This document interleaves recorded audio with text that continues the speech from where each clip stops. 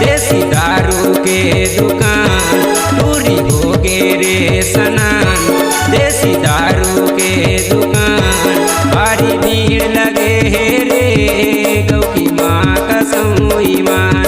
भारी भीड़ लगे है रे गौ की माँ कसम ईमान। पूरी हो गे रे सनान देसी दारू के दुकान पूरी हो गे रे सनान। देसी दारू के दुकान भारी भीड़ लगे है रे गौ की माँ कसम ईमान। भारी भीड़ लगे है रे गौ की माँ कसम ईमान।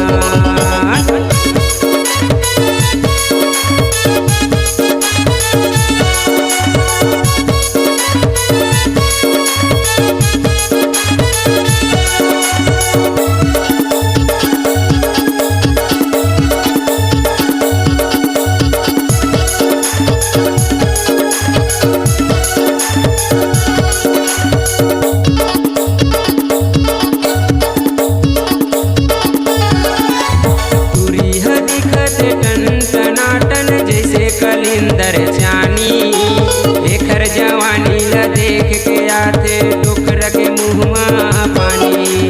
टूरी हदिकत टन टनाटन जैसे कलिंदर जानी एकर जवानी ला देख के आते डोकर के मुँहमा पानी। कर दी कारे धमाल एकर लाल गुलाबी गाल।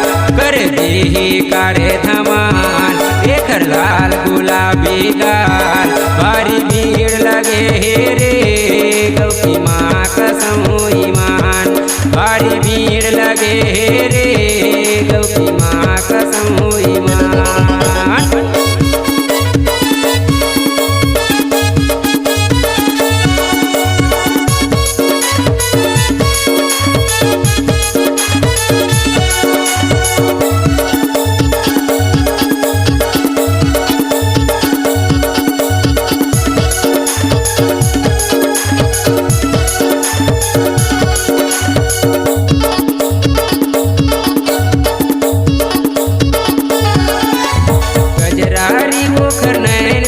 है नैना बान चलाते करके इशारा या बेरे पारा कही के सबला बलाते। गजरारी ओखर नैन दिखत है नैना बान चलाते करके इशारा या बेरे पारा कही के सबला बलाते। टूरी करही कारे बवाल एकर करिया करिया है बाल। टूरी करही कारे बवाल एकर करिया करिया है बाल। भारी भीड़ लगे है रे गौ की माँ कसम ईमान। भारी भीड़ लगे है रे गौ की माँ कसम ईमान।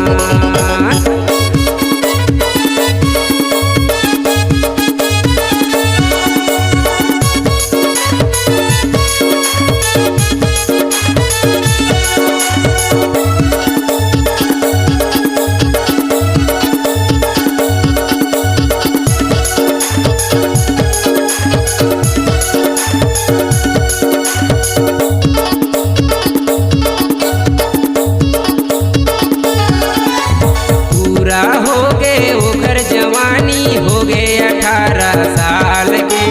गोरी गोरी ओकर तन बदन है घुंघरालू ओकर बाल है। पूरा हो गए ओकर जवानी हो गए 18 साल के। गोरी गोरी ओकर तन बदन है घुंघरालू ओकर बाल।